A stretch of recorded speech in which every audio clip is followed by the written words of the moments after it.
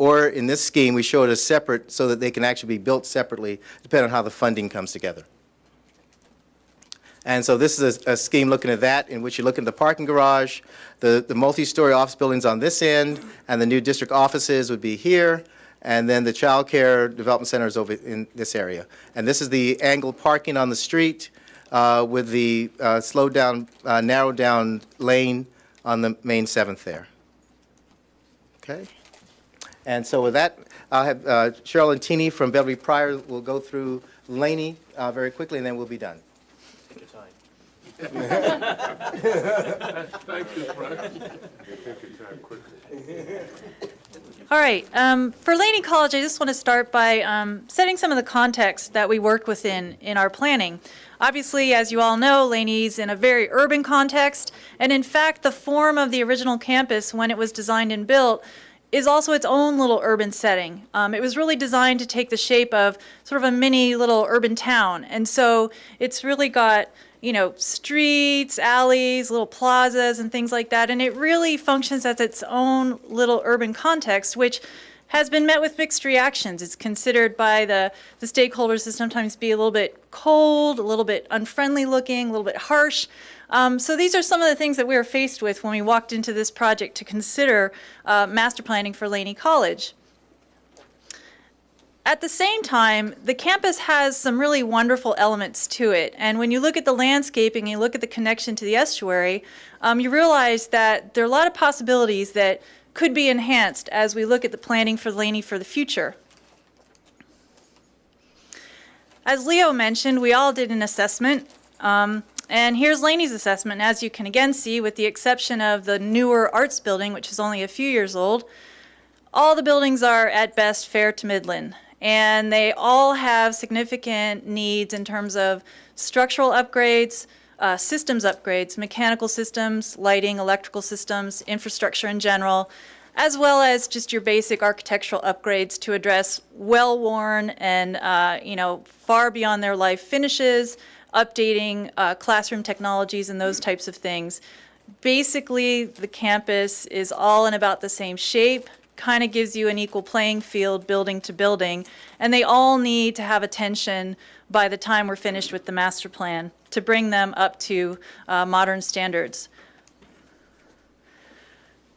I think as both the Moss team discussed, and I think as we've talked about here several times, kind of the starting point for us as well in developing the facilities master plan is what you all developed among yourselves as the college's educational plan. And some of the centers of excellence that were identified in those initial plans are listed here. Not all of them. What we've listed here are some of the ones that become bigger drivers when you're considering planning for the facilities on campus. Laney is such an integrated campus in terms of the way it was originally designed and built and the way the buildings knit together, that when you want to consider what each of these centers might need or what might need to be moved around or remodeled in order to better serve the programs, you kind of start to see which ones become the more major drivers. Some of the other centers of excellence that were mentioned in the Laney master plan or in the educational plan by the college utilize more of the general classroom type spaces, which are a little bit easier to fold into the overall campus planning framework. Again, I think as you saw with Moss's report, Laney's got some spaces that are underbuilt and do have a growth need in terms of responding to the educational master plan projections. But then again, Laney's got a similar issue in terms of particularly the laboratory spaces, as Dan already mentioned, that are probably not configured effectively for your programs and are therefore showing up as being overbuilt. But again, at the bottom, there is still some net growth and area needs, space needs, that are required for the eventual future 2022 picture at Laney. Like WLC has done with the other campuses, we too had an initial town hall meeting to kind of find out what were some of the themes, what were some of the visions or goals on people's minds. You know, certainly at Laney, one of the biggest issues is the whole wayfinding, accessibility, sense of safety and security, how you move through the campus and how you recognize the campus from the outside. There are multiple entrances. There's one main entrance that was intended when the campus was originally designed on Fallon Street across from the BART station. But realistically, there's another main entrance that is really off of 7th Street, where most students come from the parking lot. So how do you, really address all those multiple entries? How do you create an image or a presence of what's happening inside Laney to the outside world?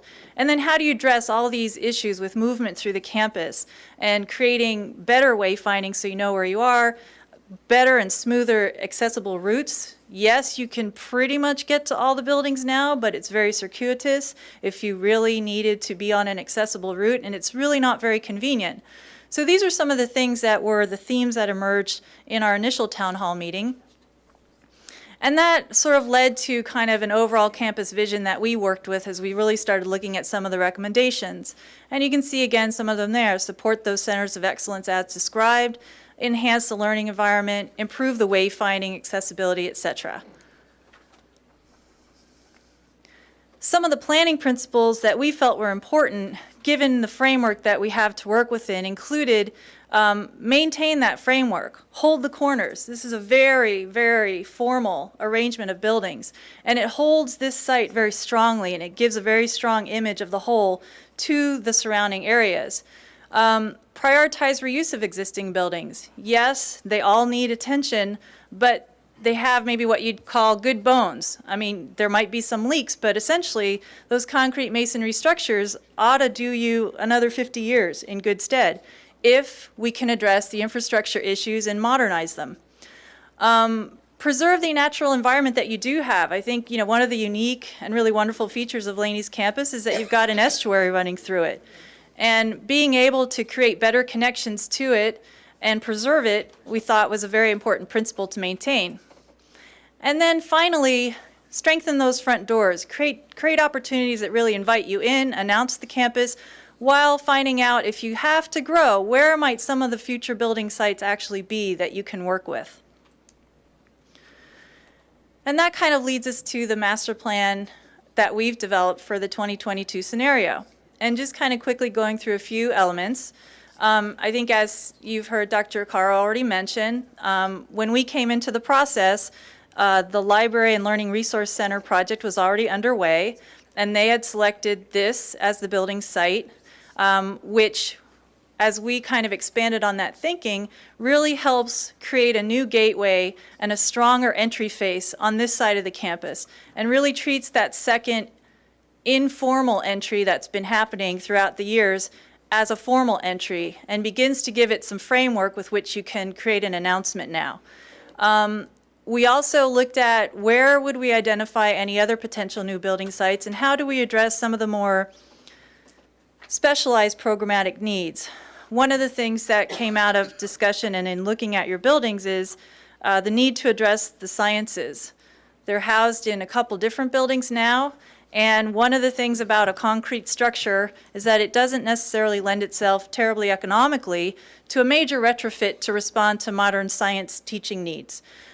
So in taking that thinking a bit further, we really started to consider, all right, suppose you decide that might mean a new facility is a better, more economical, more practical way for Laney to go in the future. Where would you put it? So again, we're back to someday you could take over the tennis courts. Don't see the reason to do it soon. If you move this child care center, you might have another potential building site over this way. You probably can't really be getting too much closer to the estuary, so you might have a sliver of building site over here. You're using up this one with the new library.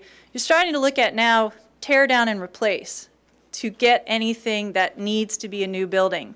And so that's what we've considered here is, you've got the opportunity here with Building F to replace it. And if you were to do that, having a new science center here, along with your new library learning resource center, might really start to cement this whole new feel in terms of this side of the campus having a strong presence and a face to the community. Along with sort of all the proposed recommendations for how to address this street and the street crossings, you now start to get a place. Just like this is maybe a front door place, you start to get a place over here. So those are some of the major moves that we were talking about. We also looked at moving some of the other programs like cosmetology to a more prominent location. If there's going to be future retail development around here that Oakland or BART might be considering having a program that has been identified